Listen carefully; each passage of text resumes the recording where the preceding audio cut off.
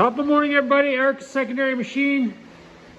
Today, I'm out in the main shop.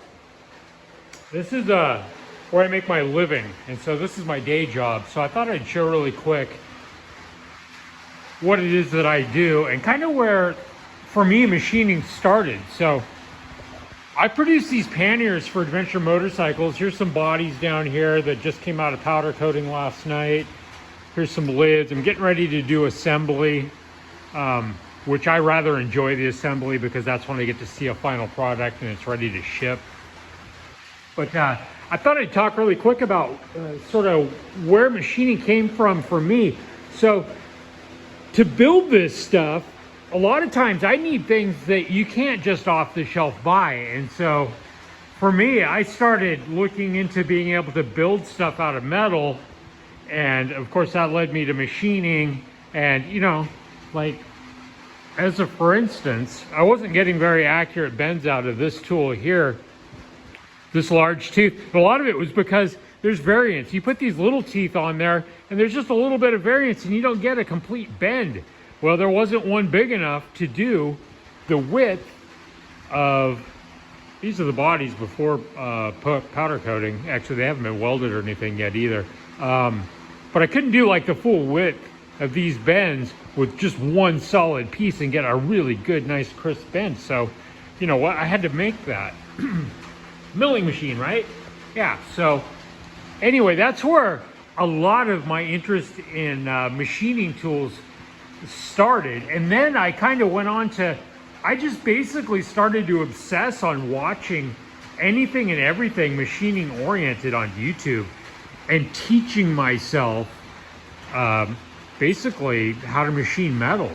That's how I learned it, was just watching YouTube. So anyway, I thought it might be neat to show you guys really quick what it is I do for a day job. So the machining, a lot of it is just to make tooling and stuff so that I can produce these. Anyway, so this morning I'm getting ready to jump in and do some assembly. I didn't finish this batch all the way through. I welded up what I needed to, and I've got customers waiting on some stuff. So I just basically welded up enough to fulfill my commitments. I'm gonna get all of this stuff assembled today and shipped, and so make all those people happy. And then later in the week, I'll go through and I'll finish the rest of this stuff up, and I'll have some extra inventory sitting.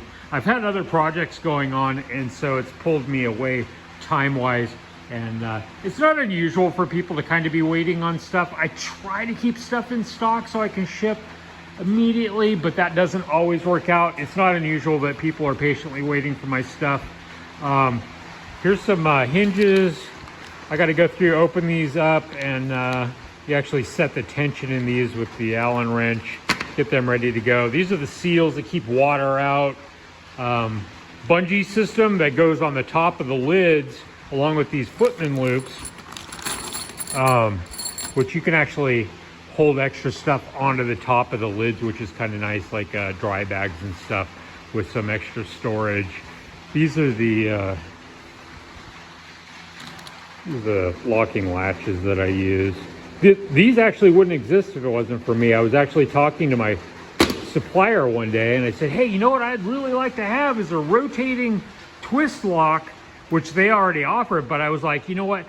It's got to have a key locking mechanism in it, and here's how I would do it. I've got the mind of an engineer, right? So anyway, I explained to this guy exactly how I would create that. And the next catalog comes out about 6 months later, and I'm thumbing through it, and well, guess what? Yeah, they did it. And so I've been buying them ever since. So I've really got the mind like of an engineer. Like all of this stuff, you know, when I started building panniers, like literally, I created all of this from nothing but an idea. So I went to buy a set of these boxes for an adventure bike when I first got into it in like 2008. And I was like, holy smokes, $1,000 for a set of boxes. I'd been thinking I would like to work from home, do something in like a shop type of an environment. But that's really where I started, was nothing more than an idea. I had no idea what a metal brake was. I didn't know how to weld aluminum. I didn't know what a shear was. Here's actually, you know, I started with nothing but an idea.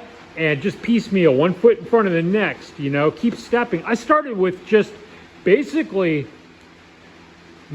answering questions, you know, stuff that didn't cost me any money. What kind of metal would this be made out of? Where would I get the metal?